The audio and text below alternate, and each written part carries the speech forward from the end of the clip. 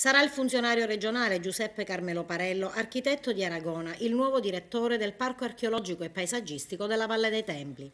Lunedì prossimo prenderà il posto del commissario ad acta Salvatore D'Amato.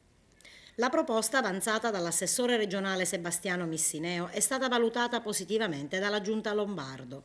Ora l'iter dovrà essere completato negli ultimi passaggi burocratici fino al decreto di nomina dell'assessore. Parello attualmente ricopre il ruolo di responsabile del servizio architettura urbanistica della regione e come ultimo atto D'Amato ha sottoscritto un protocollo d'intesa tra il Parco archeologico e paesaggistico della Valle dei Templi e la Fondazione Agire Insieme dell'imprenditore Salvatore Moncada.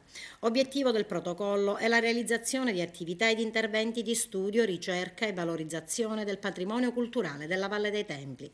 Le parti si sono impegnate, ciascuna secondo i propri ambiti di intervento, a realizzare specifici progetti come campagne di scavi archeologici e ricerche di superficie, documentazione, informatizzazione e creazione di una banca dati, campagne di rilevamento topografico, pubblicazioni di carattere scientifico e didattico turistico, allestimento di laboratori di ricerca e di tipo didattico con moderne attrezzature tecnologiche, finalizzate alla ricerca storico-archeologica.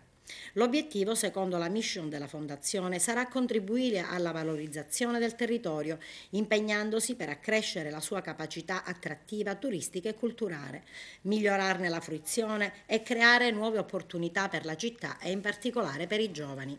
La Fondazione non ha nascosto all'ente parco la volontà di avviare sistemi di ricerca altamente innovativi in grado di studiare il sottosuolo e individuare i reperti di edifici di grande rilevanza, quali l'ippodromo e il teatro che certamente furono vanto di Akragas.